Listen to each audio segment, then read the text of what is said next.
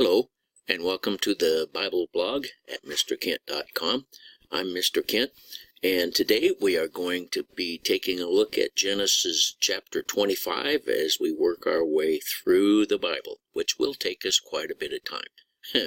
But anyway, I hope that you're enjoying the study as we go along.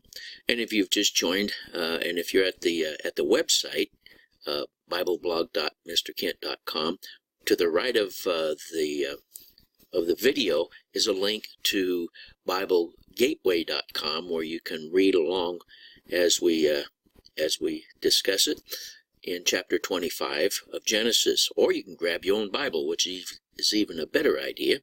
Have it there, and you can make notes and so forth. I've had a couple people tell me from time to time that they didn't want to write in their Bibles, but my Bible is really got a lot of writing in it because the paper was printed in China probably, and but it's the words that make the difference, that touch our hearts. So those are what are the good part. Okay, so let's go ahead and get started with chapter 25 of the book of Genesis. Verse 1. Abraham again took a wife, and her name was Keturah. Now, if you remember, Sarah passed away, and he buried her in a field that he bought in Canaan. And so now he has taken another wife. Verse 2. And she bore Zimran, Jokshan, Medan, Midian, Ishbak, and Shuah. Verse 3. Jokshan begot Sheba and Dedan, and the sons of Dedan were Ashurim, and Letushim, and Limamim. Verse 4. The sons of Midian were Ephah, Epher, Hanok, Abida that is, and Eldaah. All these were the children of Keturah. Now Midian was the father of the Midianites, which we'll learn more about when we travel about another 400 or 500 years into Genesis. That's where Moses ran to when he escaped from Egypt after killing the Egyptian that was being mean to his brothers. Okay, anyway, so that's where Midian comes in as an important name. Verse 5. And Abraham gave all that he had to Isaac. So he's got all these kids and grandkids now, okay, and he gave all that he had to Isaac. In verse 6, but Abraham gave gifts to the sons of the concubines which Abraham had, and while he was still living, he sent them eastward, away from Isaac his son, to the country of the east. Now, I don't know how he did that, but he had a lot of influence, and so he paid them off and sent them to the east. And by the way, the Midianites were settled in the southern portions of what we know now as Arabia, Saudi Arabia, and so he sent them to the east. Okay, verse 7. This is the sum of the years of Abraham's life which he lived, 175 years. Then Abraham breathed his last and died in a good old age. So Abraham lived 175 years and he died. And it says, an old man and full of years was gathered to his people.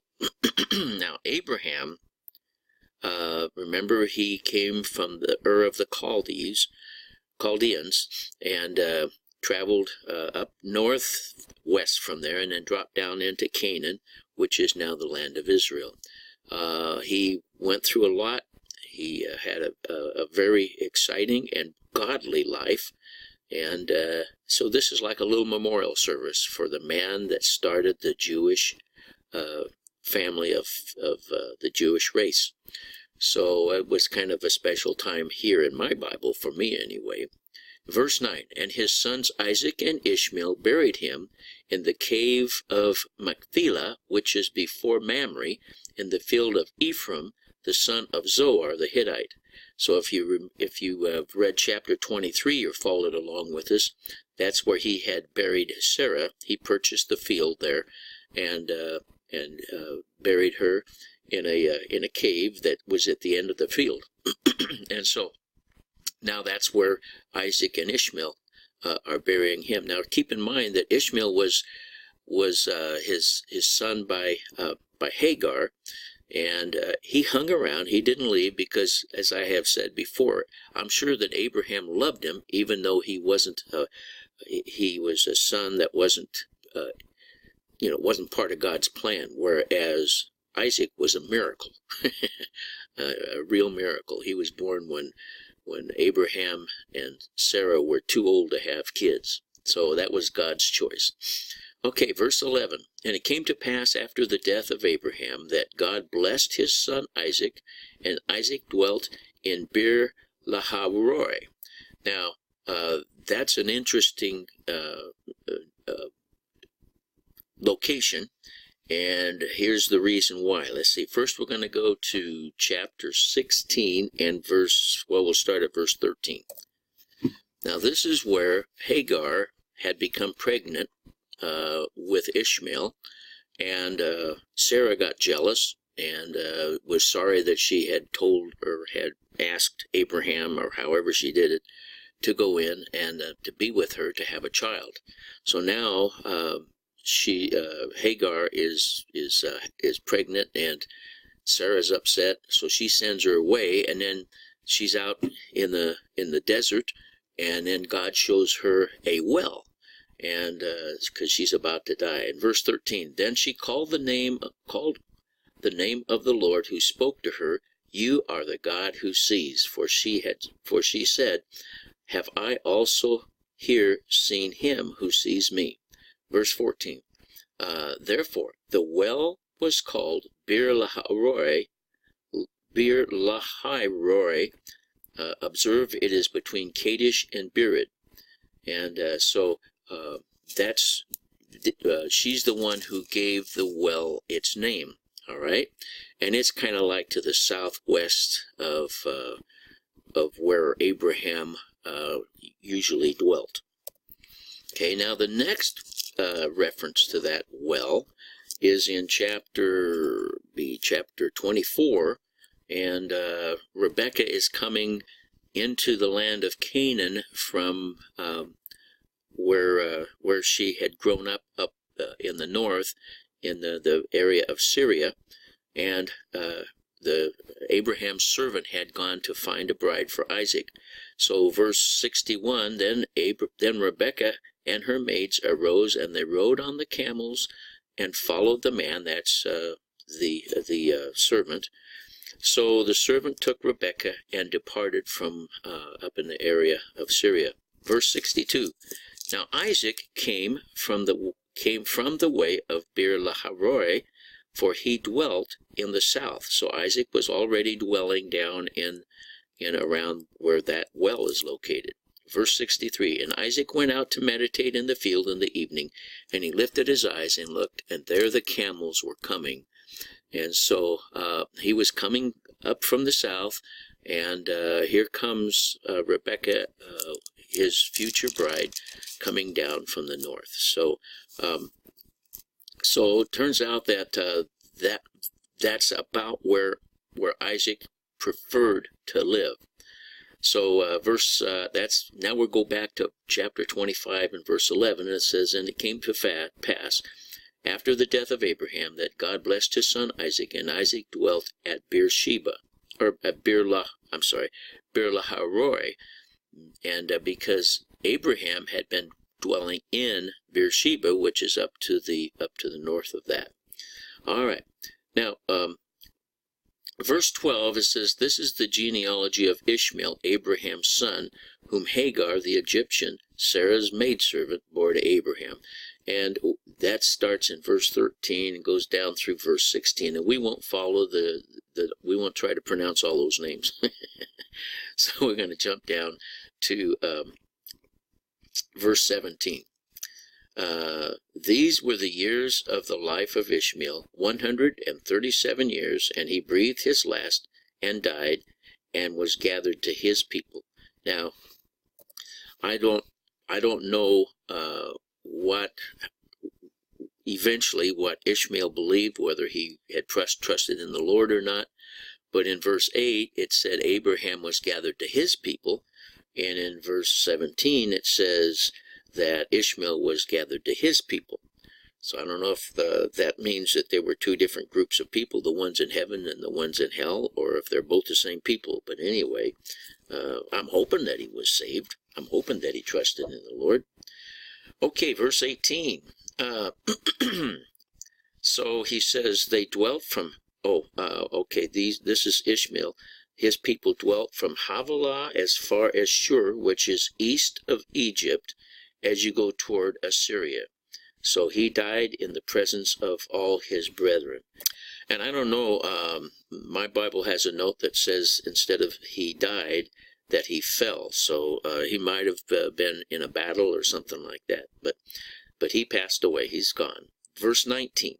This is the genealogy of Isaac, Abraham's son. Abraham begot Isaac.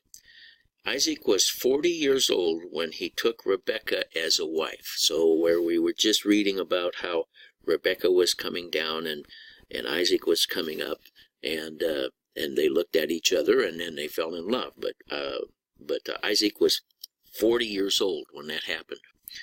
And so when he took Rebekah, his wife, the daughter of Bethuel, the Syrian, of Paddan Aram, the sister of Laban, the Syrian.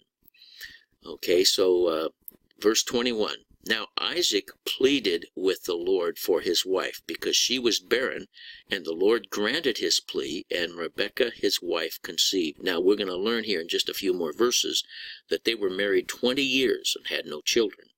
So here's Isaac. He's pleading with the Lord and asking and begging to have a son. And Rebekah hadn't been able to have any children for a while. And then all of a sudden, now 20 years after they've been married, it looks like she conceived. Verse 22, there's a word there that says, it's a three-letter word called but. But the children struggled together within her. And she said, if all is well, why am I like this? So she went to inquire of the Lord. Very wise woman. In the first place, she didn't know she had more than one child.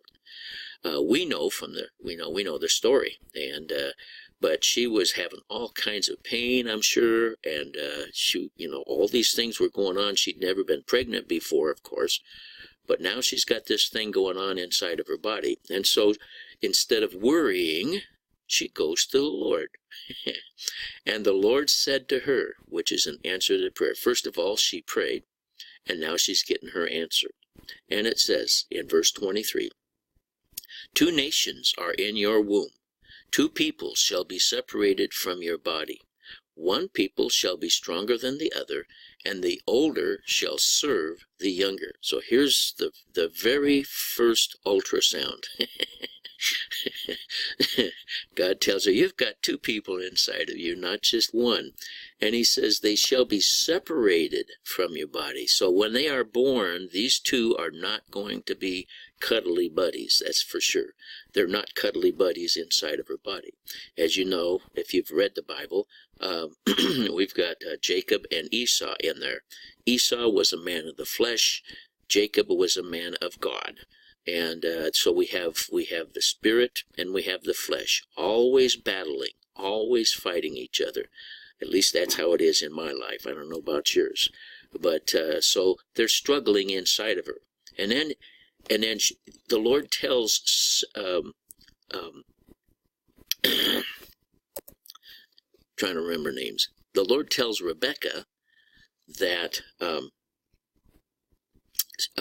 she's got 2 inside of her, and the younger is going to serve the older. Now, Isaac has no idea about all this.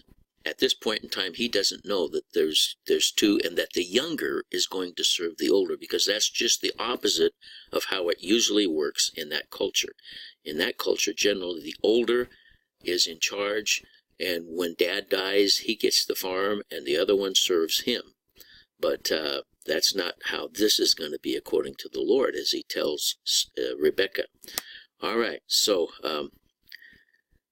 verse 24. So when her days were fulfilled for her to give birth, indeed there were twins in her womb, and the first came out red. He was like a hairy garment all over. So they called his name Esau, which means hairy. And in these Bible names, you know, they called him Harry.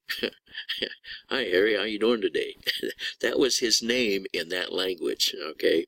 In verse 26, afterwards, his brother came out, and his hand took hold of Esau's heel, so his name was called Jacob. And of course, there's several interpretations for the name Jacob, but it could be supplanter as one name that's really a good name, and then deceitful, and then also heel catcher. So anyway, so his name is Jacob, and Isaac was 60 years old when she bore them. So here's Isaac. He married her when he was 40. Now he's 60. So there's your 20 years. Verse 27. So the boys grew. All right, so now they've grown. Okay, they're no longer kids. In fact, they're probably not even teenagers. They grew. It says right there, they grew. And so we're assuming that they're men now. And Esau was a skillful hunter, a man of the field. But Jacob was a mild man, dwelling in tents. So we don't know for sure how come this is, except it's part of God's plan. But I'm sure that as they were growing up, that Rebekah remembered what the Lord had told her. So she probably kept, being a good mom, she kept Jacob inside and protected. And Esau was out having fun. Now, verse 28. Isaac loved Esau because he ate his game, but Rebekah loved Jacob. Now, this is not a good family situation. This is the beginning of a dysfunctional family, when the father loves one kid and the mom loves the other kid. And of course, it falls into God's plan, but it's not a good idea for parents to pick the kids that they love. But that's what the Bible says happened here with Isaac and Rebekah. Verse 29. Now Jacob cooked a stew. All right, so now this is years later. They're grown up. Jacob cooked a stew, and Esau came in from the field, and he was weary. So it looks like it just turned out that Jacob was cooking a nice stew, and here comes Esau. He's been out hunting and hasn't caught anything. And he's, and in those days, you didn't just go out with your rifle and drive around in your four-wheel drive. You hiked and hiked and hiked, and you had pretty basic weapons. So he apparently hadn't been able to kill anything, and so he comes in and he's hungry and he's tired. Verse 30. And Esau said to Jacob, "Please feed me with that same red stew, for I am weary." Therefore his name was called Edom. Now, he came in and he says, "I am weary." Now, his name, which means Edom, means red, and he was just really tired. But the Edomites, he's going to become the father of the Edomites, and the Edomites were a real headache to the children of Israel as they traveled from Egypt up into the Promised Land, and we'll eventually get there in Exodus. All right, verse 31. But Jacob said, "Sell me your birthright as of this day." Now, the birthright was something that was guaranteed the oldest son, is what I was talking about earlier. Because he was born first, he has what's called the birthright. And it's a right that's given to him because he was born, okay, because he was the firstborn. And then so there's the rest of the kids in the family, they don't have that, okay. But now Jacob wants to buy that. Now, whether he knew, whether Rebekah had told him something, or whether he had some kind of a glimpse of what the Lord had told Rebekah, we don't know. But he's now conniving to get the birthright, okay. Verse 32, and Esau said, "Look, I am about to die. So what is this birthright to me? Then Jacob said, swear to me of this as of this date. So he swore to him and sold his birthright to Jacob. So here he is. And by the way, when the word swear in the Bible is used, it's a vow. And a vow, by the way, is a promise made before God, and it's an oath, same thing. And so it's not a matter of like when a man and woman make their wedding vows, they're making them before God. They say it to each other, but it's a vow that's made before God. Okay, so verse 34. And Jacob gave Esau bread and stew of lentils. Then he ate them and drank and arose and went his way. Thus Esau despised his birthright. Now here's a couple of things to remember. When he gave him bread, there's no meat in bread, and a stew of lentils has no meat in it. So this meat eater, this guy who was a great hunter, for something a lot less than what he really wanted, he gave up in a spirit of the moment, gave up his birthright for food that he really didn't enjoy.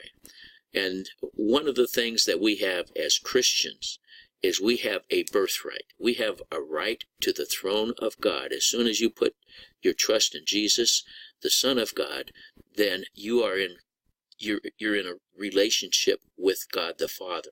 And that's a birthright because you are born into the king. Your spirit is brought alive, is quickened. You're born, now you have a birthright. And that's a special, special thing. You can go straight to God. People who have not trusted Jesus can't do that. You have a birthright. Don't despise your birthright. Spend time with the Lord. Get a relationship going with him. If you haven't trusted Jesus, trust Jesus. Give your heart and life to Jesus so that you have that birthright, so you can go directly to the throne of God in prayer and get the same answers that we read about in the book of Genesis here. Well, that's the end of chapter 25. I want to thank you for stopping by, if you came by the website or by finding this on YouTube.